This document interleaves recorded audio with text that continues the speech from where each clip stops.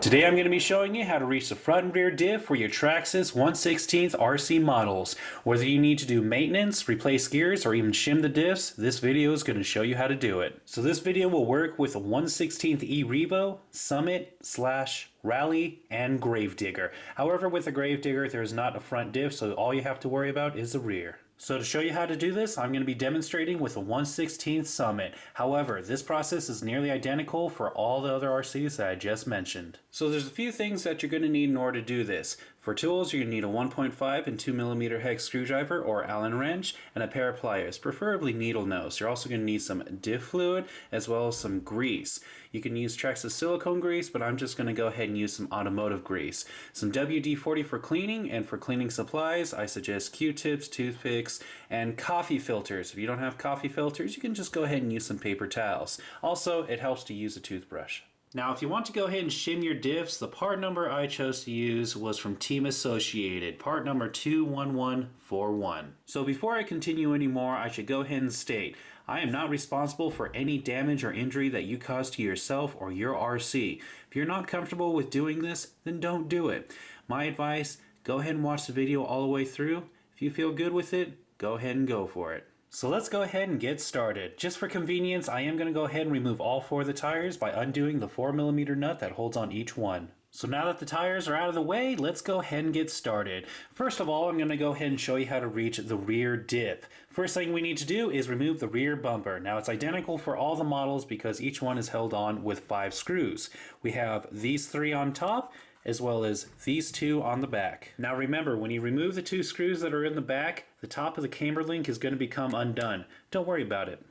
With those 5 screws out of the way, you can just go ahead and grab the rear body mount / bumper and just pull it backwards and then set it off to the side.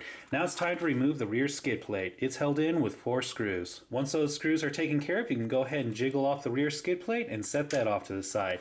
Now it's time to go ahead and take out the front skid plate. It's held in with 5 screws. We have 2 on each side up front and then 1 in the middle that goes through the servo saver. Now we can go ahead and take off the front skid plate and set that off to the side. With that out of the way, we can now remove the center skid plate. It's held in with 8 screws. We have 4 on each side. With those taken care of, you can go ahead and remove the center skid plate and set that off to the side. Now with the skid plates being removed as well as the bumper, you're going to have to be careful with these little silver pins. They hold in the A-arms and they can easily slide out, so just be careful about those. With that being said, I'm going to flip the RC back over and then remove these 2 screws that hold in the top of the shocks. Once you remove those 2 screws, you can remove the shock brace as well. Set that off to the side and then you're going to slide these shocks down. And now you need to go ahead and remove these 2 screws. And now you can finally remove the rear diff housing.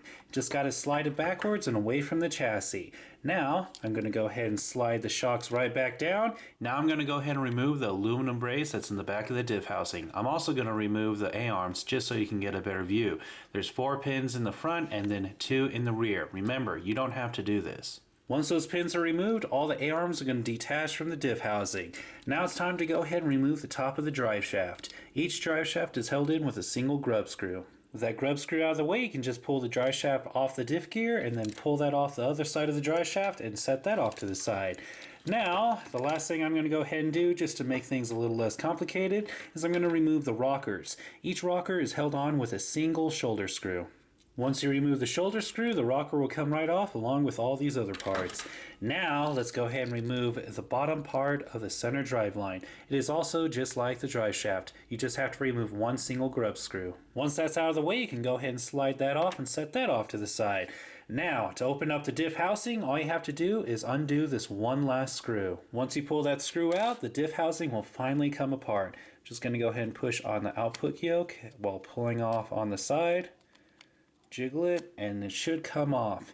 And there you have a bearing on one side of the diff. We have the pinion gear with its 2 bearings, and then we have the diff gear itself as well as another bearing on the other side. Now, if you made it this far just to go ahead and shim it, you're going to go ahead and put the shim on this side of the diff gear and then put everything back together. But if you need to replace the diff gear, well, let's go ahead and clean this thing up. I'll go ahead and take it apart and show you how to fill it up with diff fluid. So I went ahead and wiped off all the grease from the diff gear, and now I need to go ahead and open it up. It's held together with 3 screws. Once you remove those 3 screws, you're going to flip it over to this side and you can go ahead and pull off the top. And that, my friends, is very, very, very bad. I have never seen diff gear in this bad a shape before. We're going to go ahead and pull out the O seal ring. Then we have this gear, which we're going to go ahead and slide off. Of course, it's held in place with a bar. We're going to pull all that apart because all this has to be cleaned. Then we're going to go to this side. I'm going to pull off this cap. It's going to be nearly identical to the other. We have another O seal ring. Then we're going to push out this gear, and once again it's held in place with a single bar. Slide the bar out, as well as this piece. Move that off to the side, and then we have the planetary gears that are inside. Now to get those out, you're just going to go ahead and push on one side and they'll slide out. Okay, and that's definitely going to have to be cleaned. Now each one of these gears has a bar that's going through it that needs to be pulled out and cleaned as well.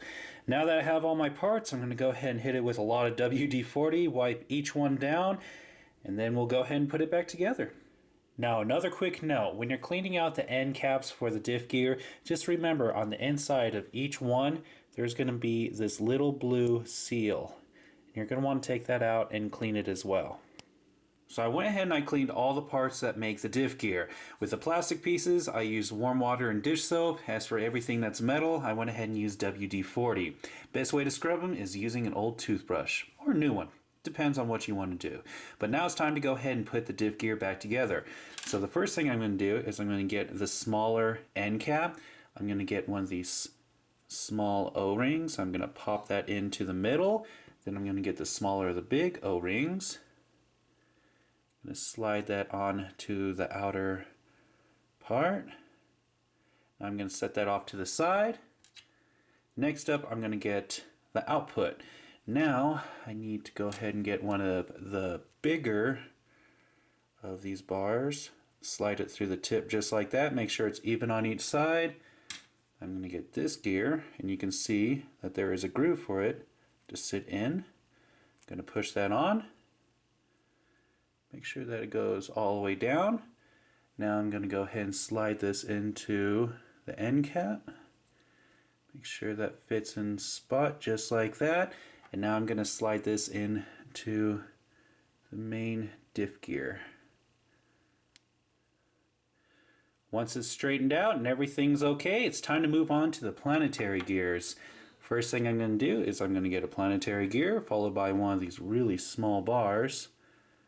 Slide that right through just like that.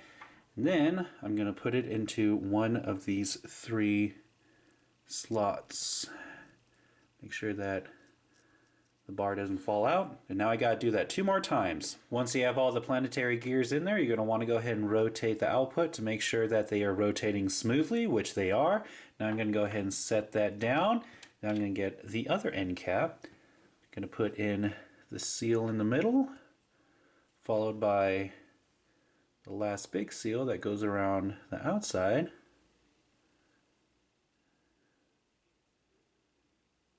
Like that. And then I'm going to get the other output, and it's just like the one on the other side. You can slide the bar through the tip, just like this, followed by the gear that has the groove. Make sure it goes all the way down, like that. Then I'm going to slide this into the end cap. Now it's time to go ahead and fill this up with diff fluid. So for me, I'm going to go ahead and use 30K diff fluid in the back. And now you don't want to fill this thing all the way up, but you want it substantially full. And yes guys, this fluid is going to be very thick, so it's going to take a little bit of patience. Once you have that filled up, then you're going to go ahead and get your end cap. You're going to line up your holes, and then you're going to go ahead and put it on. So once you have the end cap on, you're going to make sure that the holes are lined up for the screws. You're going to flip it over to this side, and then you're going to go ahead and tighten these down in a circular pattern. You want to do this a little bit at a time. So you don't want to tighten one all the way down and then the others. You're going to tighten this one down until it feels a little snug, move on to the next, and then just keep doing that until it's tightened all the way down. Once you have all those screws in, you're going to go ahead and rotate the yoke to make sure everything's working fine, which it is. Now it's time to go ahead and install it into the diff housing. Now each side already has a bearing installed. You're going to want to make sure that you put this end into the right way, because you'll see that it easily rotates on this side, but if you put it into the other side, it's not even going to turn. So yeah, only one way it can go in. Once you have that installed, you're going to go ahead and get your pinion gear. You're going to slide on the two bearings that go on it. Then you're going to slide this onto the diff gear just like that. And now it's time to go ahead and grease it up. So I'm just going to go ahead and put the grease on the outside of the diff gear just like this. And yeah, I'm using a popsicle stick, but I did make sure that it was clean. Now you're just going to want to make sure that it coats all of the teeth. Once that's taken care of, you're going to go ahead and slide on the other half of the diff housing. Make sure it goes on straight, make sure that the pinion gear is in place, and then you're going to attach the one screw that holds it together. Now, like I mentioned before, if you are going to go ahead and shim your diff, you're going to put it on this side of the diff gear, just like that. And then you can go ahead and put the diff housing together along with that screw. Usually it only takes one shim. In extreme cases, sometimes I've had to use two. If you use too many, then the screws won't be able to hold the diff housing together properly and things aren't going to set right. So just be careful not to use too many of them. So now it's time for another important note. When you're reinstalling all the screws, remember not to over tighten them. On a tightness scale from 1 to 10, you want to tighten them to about a 2. You want them to be comfortable, but you don't want them too tight. Otherwise, the plastic isn't going to sit right and you're going to have a whole bunch of problems in the long run. So just remember that. With that being said, we're going to go ahead and start off by attaching the lower part of the center drive line. Just going to line that up, and then you're going to put in the little grub screw that holds it on. Once that's taken care of, you're going to go ahead and rotate the diff house over, and you're going to look at the diff gear while turning the center drive line. You want to make sure that there's plenty of grease on there, because this is the last time you're going to have any chance to put any grease on there. In fact, you can go ahead and just put the grease on now instead of earlier. Whatever's easier for you.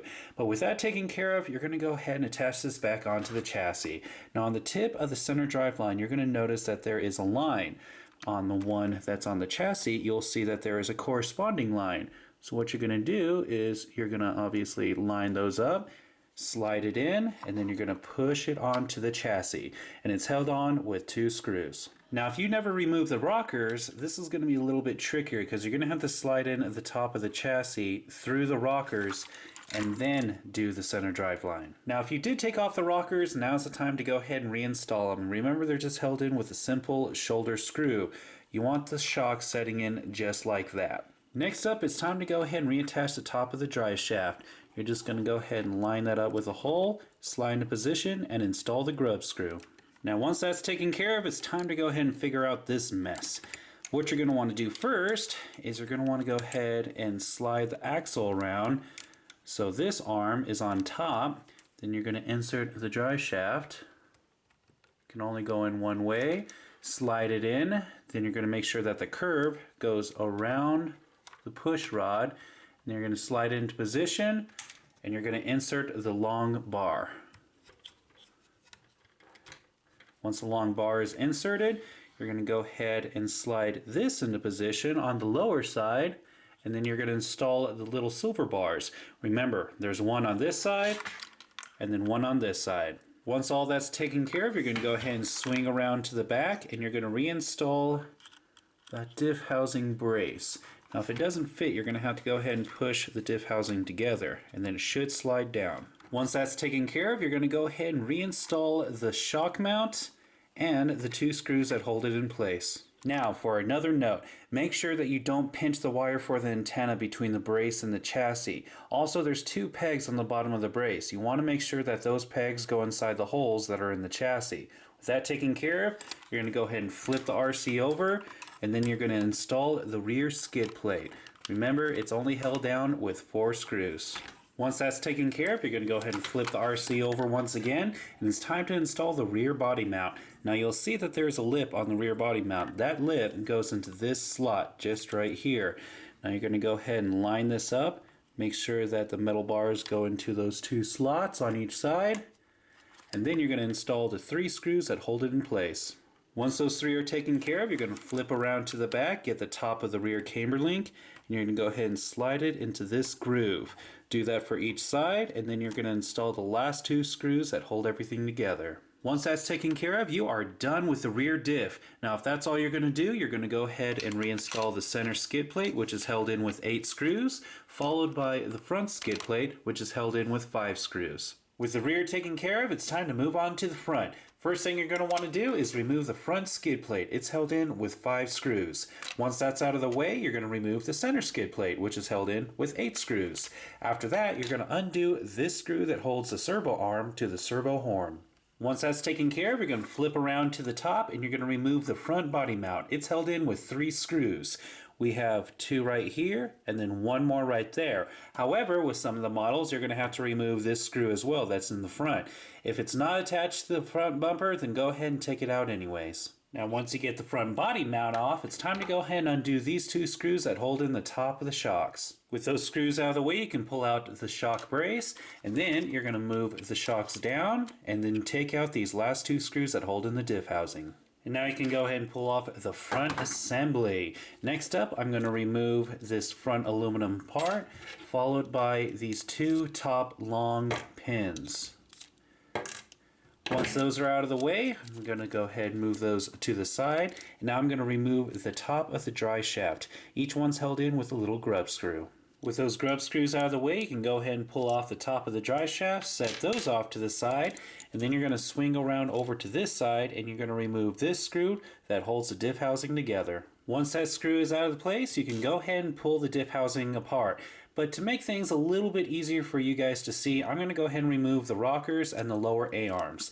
The lower A-arms are held in with these little silver pins, which I'm going to go ahead and remove. 2 up front, 2 in the back, and then I'm going to undo these 2 shoulder screws that hold in the rockers.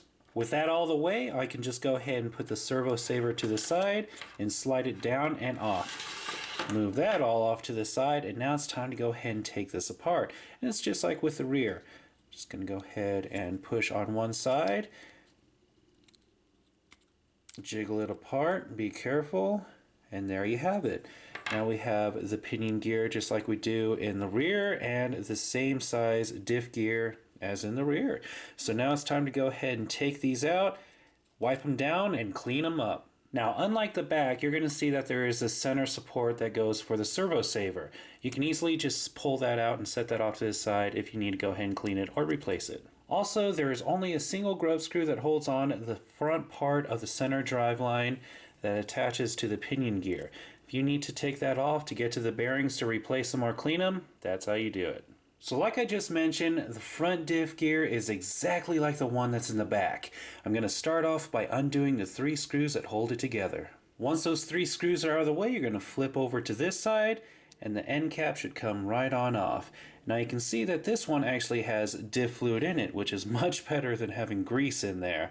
But yes, it is assembled the same way, so I'm going to go ahead and push out or push in the output, followed by pulling off the gear, pulling out this little bar, the output.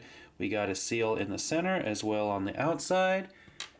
For this, we're going to go to the other end cap. I'm going to pop that off. It's going to be identical to the other output. Just going to go ahead and pull off that gear, followed by this bar, the output. We got a seal on the inside as well as the outside. And of course we have the planetary gears that are inside. I'm just going to go ahead and push those out. And inside each one of the planetary gears we have another little bar that can be removed. Now that I have everything pulled apart, I'm going to go ahead and clean it all off with some WD-40 and then put it back together. All the parts have been cleaned once again, all the plastic ones taken care of with warm water and dish soap, the metal ones with WD-40, a toothbrush to scrub them clean, guys. Now, just like with the rear, I'm going to start off with the smaller end cap. I'm going to put in this center O-ring, followed by the smaller of the big O-rings on the outside. Set that off to the side. We're going to get the output. You'll see that one side has a smaller hole than the other. We're going to get this bigger bar, all the bigger of the small bars. And then we're going to put this gear on there. You can see there is a groove on the back for it. Make sure that it goes all the way in, just like that. Then we're going to slide this into the end cap. Bam, just like that. Now we're going to get the main part of the diff gear. We're going to line this up, place that in there. Make sure that it's nice and snug. Set that down. Then we're going to get a planet gear, followed by the smallest of those bars. And slide that bar right through the planet gear. And then we're going to slide it into any one of these 3 grooves. Make sure that the bar doesn't come out.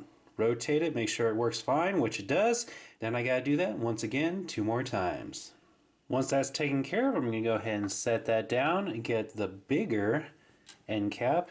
And same process as the other one. I'm going to put an O-ring on the middle, or in the middle. The bigger one on the outside. Set that down, get the output, followed by the last bar that we have. Set that in there just like this. Get the last gear. Slide it all the way down and into that groove. And then we're going to push this into the end cap. And now it's time to go ahead and fill this up with diff fluid. So for the front, I'm going to choose to use 10K diff fluid, just because, well, the front doesn't go through as much torture as the back, so it doesn't need to be as thick. And yes, even though it's not as thick as 30K, it's still going to be a little bit of a long process to get the diff fluid in there.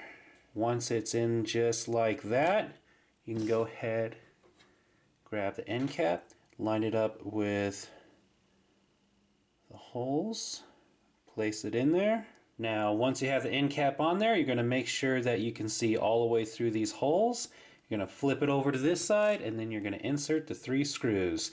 And you're going to tighten them down in a circular pattern. You don't want to tighten one all the way down and then move on to the next. You're going to make one snug, followed by the next a little bit tighter, and then just keep going around till all of them are all the way in. Once you have your diff gear assembled, it's time to go ahead and put it into the diff housing. Now just like with the rear, you can only put these in one way. Put the diff gear in and it should spin. Now if you put it into the wrong side, you'll see that, yeah, it won't even turn, so you don't have to worry about that. So you're going to put it into the diff housing where the diff gear is going to set in just like that. Then you're going to get your pinion gear. You're going to slide your 2 bearings on, just like that. Then you're going to set it right on top of the diff gear, just like that. Now I'm going to go ahead and apply some grease to the teeth. And yes, I'm using my little famous popsicle stick to apply the grease. Now you don't want to put too much grease on there, just enough to cover all the teeth. And that should protect the metal grinding on metal. There we go, that should be more than enough. And now I'm going to go ahead and put the other diff housing on there. Now with the front, remember that you want to have this center support in there that holds the servo saver. Slide that down, make sure it's all the way into position. Then you're going to go ahead and attach the single screw that holds the diff housing together. After that, it's time to go ahead and reattach the center drive line if you took it off. After you've taken care of the grub screw that holds it in, you're just going to go ahead and rotate the center drive line and make sure that you have enough grease in there. If you do, then you're good to go. After that, if you did take off the servo saver, you're just going to go ahead and slide this back in, turn it around and into position, and it's time to go ahead and attach this back to the chassis. Now just like with the rear, you'll see that there is a line that goes across the end of the center drive line, as well as a corresponding line that goes on this side. You're going to line those up, slide it into position, and then screw it down with these 2 screws. With that taken care of, I'm going to go ahead and reattach the rockers. Remember guys, it's only held in with a shoulder screw. Then I'm going to get the lower A-arm right there. I'm going to slide it back into position. I'm going to slide in the pin that goes in through the front as well as the one that goes in the rear. Then finally, I'm going to get the top of the drive shaft, slide it onto the lower part of the drive shaft, and then I'm going to slide this part on to the output yoke, and then I'm going to insert the grub screw that holds it in place. Once all that's taken care of, I'm going to go ahead and get the top A-arm. I'm going to slide it underneath the push rod and push it into this position just like that. Then I'm going to get the long pin, run it through the middle, and do this for the other side. Once those are taken care of, you're just going to go ahead and get the aluminum front brace, slide that down into position, and then you're going to attach the shock mount. Remember that there's 2 pegs on the bottom of this mount that go into the holes in the chassis. Then you're going to line up the top of the shocks and insert the 2 screws that hold it in. Next up, it's time to go ahead and reattach the front body mount. Now, as you can see, there are 2 hooks. These 2 hooks slide into those 2 slots, just like that. And it's held in with 3 screws. 2 right here, 1 in the center, and then we're going to go ahead and put in this center front screw. Once that's taken care of, it's time to flip the RC upside down, and you're going to reattach the servo arm back to the servo horn using that screw. Once that's taken care of, you can go ahead and reattach the center skid plate, which is held in with 8 screws, followed by the front skid plate, which is held in with 5 screws. So I went ahead and put the tires back on, and I can finally say I am done. Now, before I end this video, there's a couple things I would like to mention. First of all, the diff gear that's in the back.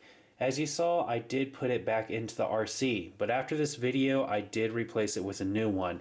This differential gear was just in too bad a shape for me to keep in this RC, guys. You never want to let your diff gear get to this state. Other than that, all I have to say, guys, is that this is just a loose guide to show you exactly how to do this, mainly to help out people who are new to the hobby. If you have any tips or tricks to help out with this process, feel free to list them in the comments below. Other than that, I hope this video helped you guys out.